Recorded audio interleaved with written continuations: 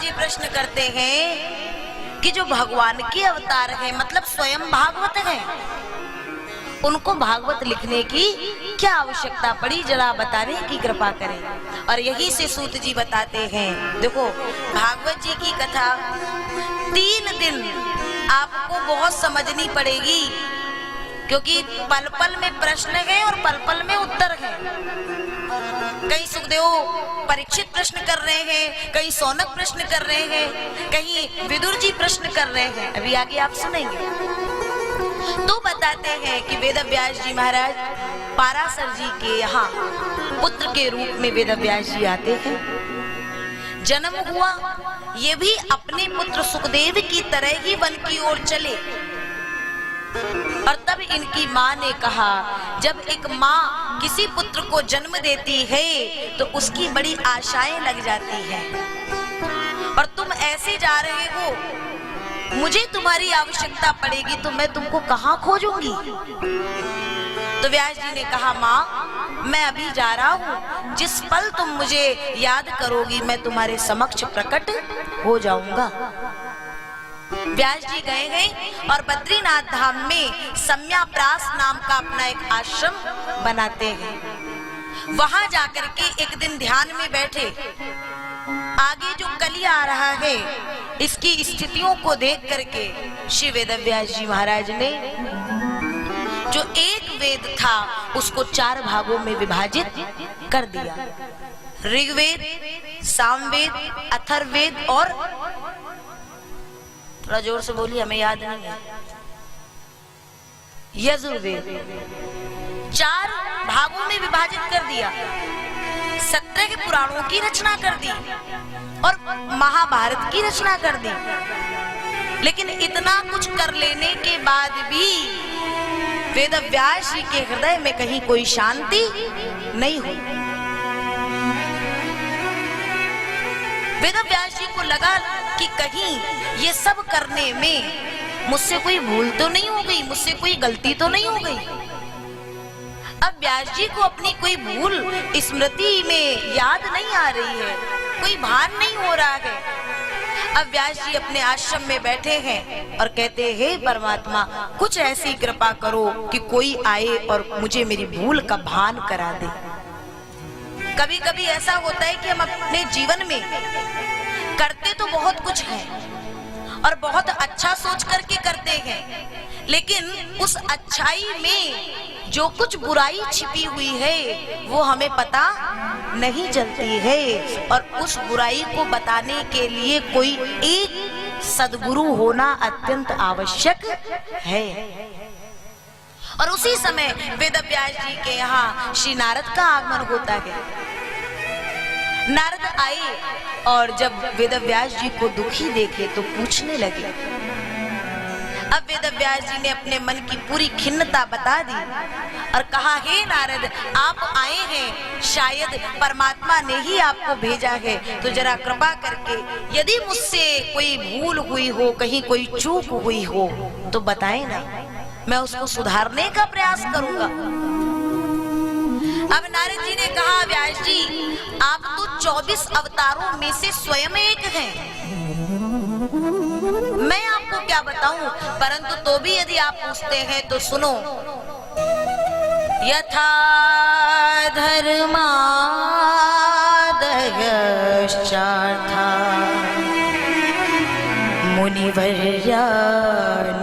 मुनिवर्यानुकीर्तिता ना तथा वासुदेवस्य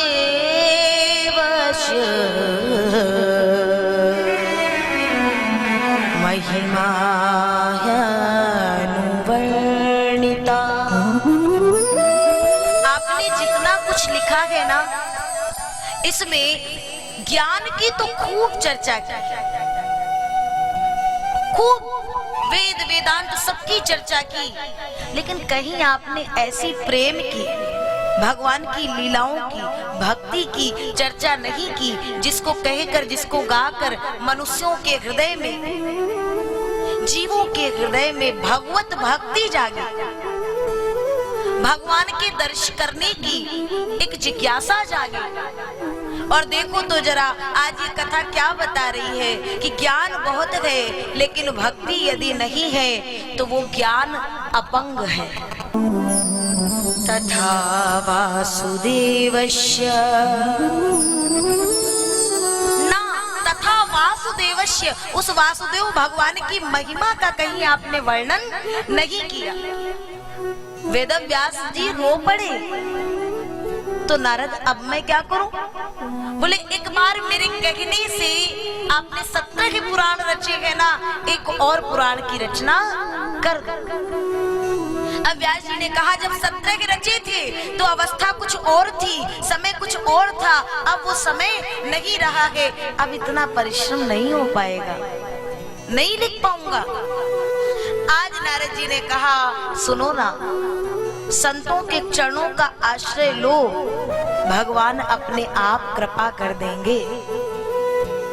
आज इस नारद के आने पर आपने उठकर के साष्टांग प्रणाम किया। ये नारद भी नारद बनने में संतों की कृपा से बना है। और नारद अपने पूर्व जन्म की कथा सुनाते हैं कि मैं तो अपने पूर्व जन्म में एक साधारण सी दासी का बालक था। मेरी माँ लोगों के घरों में काम करती थी, मेरा जीवन यापन करती थी। एक दिन संत आए मेरे गांव में और गांव के जनों ने चातुर्मास उन्हें रुकने को कहा। उनकी सेवा के लिए एक बालक की आवश्यकता पड़ी तो मुझ दासी पुत्र को नियुक्त कर दिया गया और धीरे धीरे मैं उनकी सेवा करता। वो जो भोजन पाते, जो पत्तलों में छोड़ देते, शीत जूठी प्रसादी, जब मैं उसे पाता ना तो धीरे धीरे समय बीता। मेरा मन अब बाहरी बातों की ओर नहीं भागता है। जो मेरे छोटे छोटे सखा थे जिनके साथ में मैं खेलता था, मेरी अंतर आत्मा वहां मुझे जाने ही ना दे। और जब वो संत भजन करें तो मैं भी भजन करूं, वो भाव में डूब के नृत्य करें तो मैं भी नृत्य करूं। 3 समय वो संध्या करते थे और श्री ठाकुर की सेवा जब करते थे तो मैं धीरे धीरे उसी सेवा में डूबने लगा। ये संतों के संग का महत्व है। जैसी संगत हम करेंगे वैसा ही रंग कहीं ना कहीं आएगा। जिस समय कबीरदास जी एक बाजार में पहुंचे, वृद्धावस्था ने घेरा है। किसी ने कहा कि आपकी नजरों से शायद आपको कम दिखाई दे रहा हो, वृद्धावस्था ने आपको घेर लिया है, थोड़ा सा काजल, थोड़ा सा अंजन नेत्रों में लगाओ ना। तो कबीरदास जी ने क्या कहा था? कबीर काजल, कबीर काजल रे कहूं, अब तो डारी न जाए, ए नैनन में वो प्रीतम रम रहा, वामे दूजो कहाँ समाए। इन नैनों में तो वो मेरा सावन सरकार, वो मेरा गोविंद रम रहा है। और मेरे नैनों में अब इतना भी स्थान नहीं है कि एक पतली सी काजल की रेख भी वहां जा पाए। ये नैनन में प्रीतम रम रहा, वामे दूजो कहाँ समा। क्या हमारे नेत्रों में, क्या भगवान वो कबीरदास जी की तरह क्या हमने अपने नेत्रों में ऐसा स्थान बनाया है कि उसमें भगवान के अलावा कोई ना आए? बस हमारे नेत्रों और उनके नेत्रों में फर्क इतना है कि उनके नेत्रों में प्रभु के सिवा कोई आता नहीं है और हमारे नेत्रों में सब है, बस भगवान नहीं आ पाते क्योंकि इतने प्रपंच हमने भर रखे। नारद बताते हैं कि एक दिन 4 महीने बीत गए, मुझे पता नहीं चला। वो संतों के जाने का समय आया और जब वो संत जाने लगे तो मैं छोटा सा बालक उन संतों के पीछे पीछे दौड़ पड़ा कि हृदय में ऐसा भक्ति का या प्रादुर्भाव करके, और अब मुझे इस बीच अंधकार में, बीच कुएं में छोड़ करके जा रहे हो, मुझे अपने साथ ले चलो। तो उन संतों ने कहा कि तेरी माँ है जिसका तेरे सिवा जीवन में कोई भी नहीं है। वो लोगों के घरों में काम करती है केवल और केवल तेरे लिए। वहां जो संतों ने माँ का वर्णन किया बड़ा सुंदर है। और वो माँ के लिए किसी संत, एक सूफी संत ने पंक्तियां गाई हैं कि धरती की ये गहराई, सुनिएगा यहाँ जितने भक्त बैठे हैं, उस माँ के लिए। माँ कैसी है? हे अंबर की ये ऊंचाई और धरती की ये गहराई, तेरे मन में है समाई।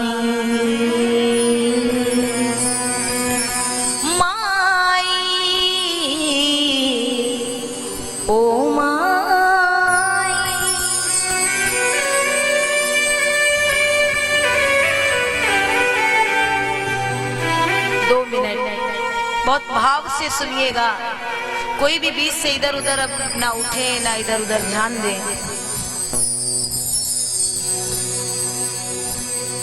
माँ तेरा मन अमृत का प्याला,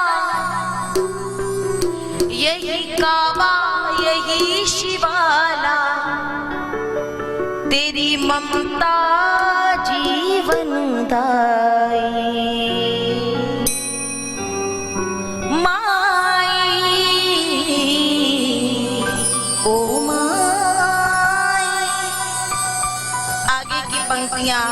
बच्चा क्या कहता है सुनिएगा। माँ जी चाहे तेरे पास रहूं, मैं बन के तेरा हम डोली,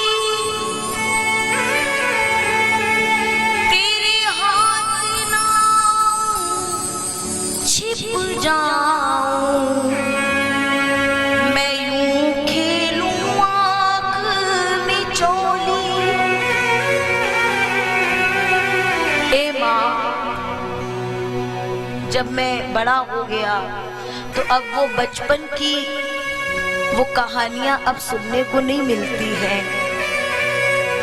तो एक बार माँ मेरे बचपन की पुनः याद दिला और सुना दे। परियों की कहानी सुना दे, फिर कोई मीठी सी लोरी गा दे, कर दे सपने सुखदाई।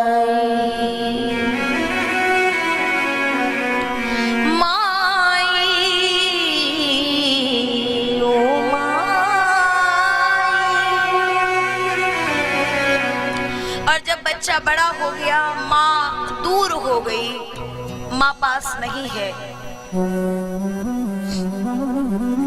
लाखों हजारों गलतियां माफ करने वाली वो माँ जब दूर हुई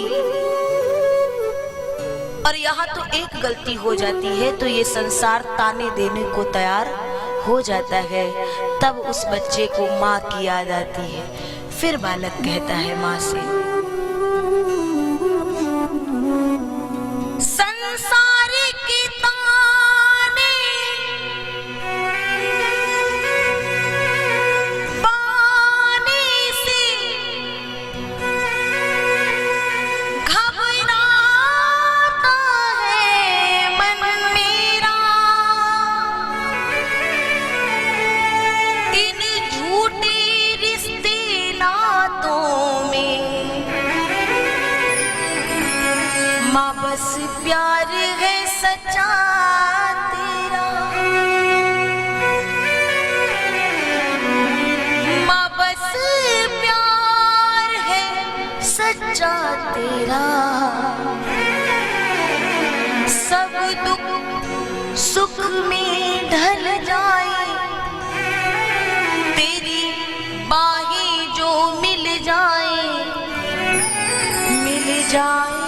मुझे खुदाई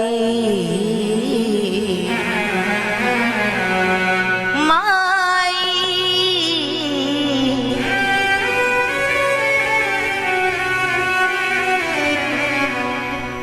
आखिरी लाइन अगर कहूं, एक माँ ही ऐसी है, ये जो माता पिता का जीवन में संबंध है ना, हमें उस वास्तविक प्रेम की अनुभूति तब होती है जब वो प्रेम हमारे पास होता नहीं है। जब एक बच्चा बड़ा हो गया, माता पिता कोई नहीं है, तब उस बच्चे को याद आई और अंतिम पंक्तियों ने उसने अपने भाव को उड़ेलते हुए लिखा कि माँ,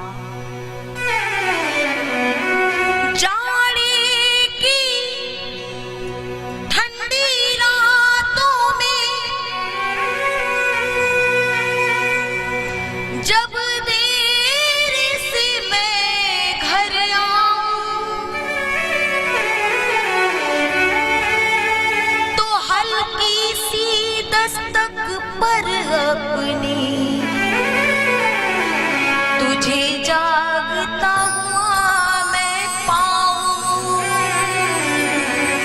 बच्चे की आने की एक आहट होती है, माँ उठ कर के बैठ जाती है। तुझे जागता हुआ मैं पाऊं माँ। तू उस समय सर्दी से ठिठुरती जाए और ठंडा बिस्तर अपनाए, सर्दी से ठिठुरती जाए, ठंडा बिस्तर अपनाए और मुझे दे दे गरम रजाई। माए ओ माए।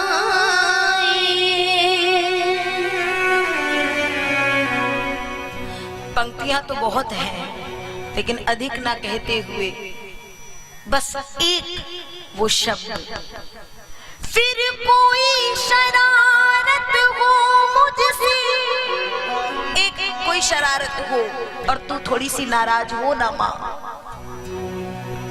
फिर कोई शरारत हो मुझसे, नाराज करो फिर तुझको,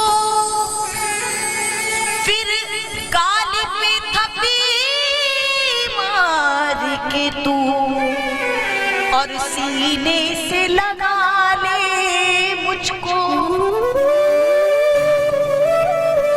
सीने से लगा ले मुझको।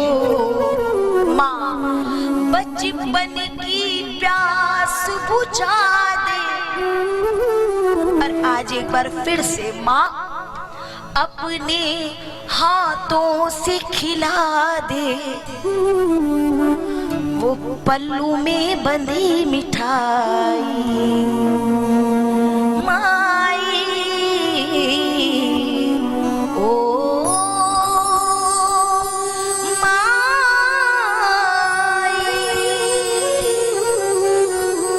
और तब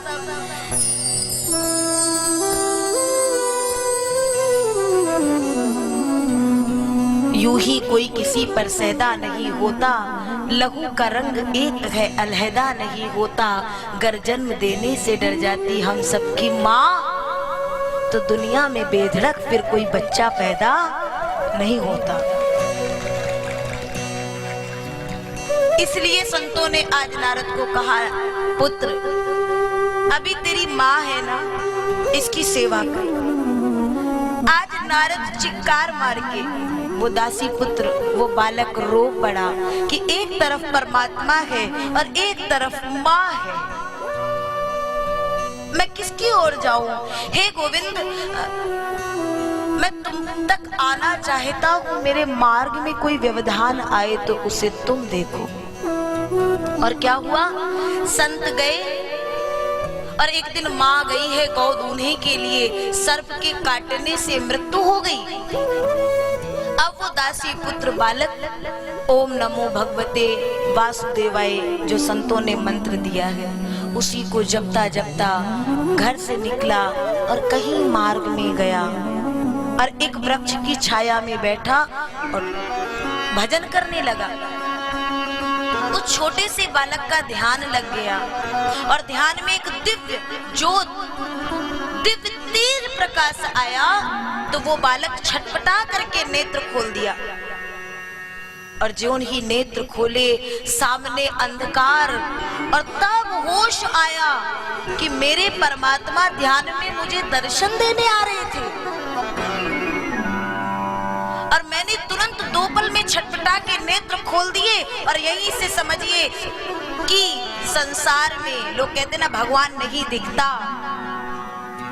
इतना भजन करने के बाद भी नारद के अंदर अभी वो शक्ति नहीं आई कि वो भगवान के दिव्य प्रकाश को देख पाए। संसार का एक सूर्य कभी नेत्रों के आगे आता है तो हम 1 सेकंड तक उसे देख नहीं पाते हैं, तो उस परमात्मा में जिसमें करोड़ों सूर्यों के समान प्रकाश विद्यमान है, उसे अभी देखने की सामर्थ्य हमें नहीं है।